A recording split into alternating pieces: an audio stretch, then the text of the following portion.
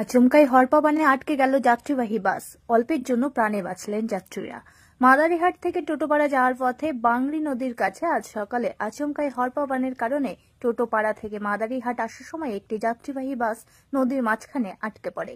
কোন রকমে প্রাণে বাঁচলেন সেই বাসে থাকা সকল যাত্রীরা।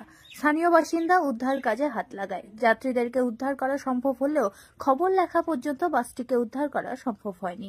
ঘটনায় চাঞ্চল্য ছড়িয়েছে এলাকায়।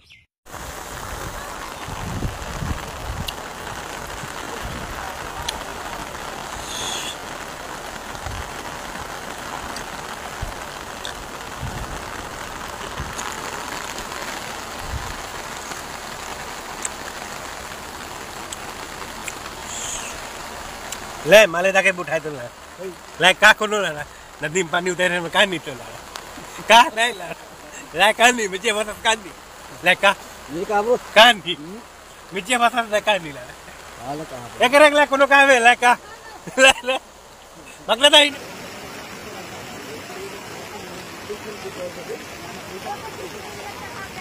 ये पुल मंडी बना बंगरी फेंक जाएगा गाड़ी देखो ले का तो गाड़ी तो एकदम पूरा अटक गेला पानी मला कमती रहे ढोका लाग एखन पूरा बैठ गेला मला सामने से ना माल उठा के गड्ढा रहे गड्ढा में तो गीला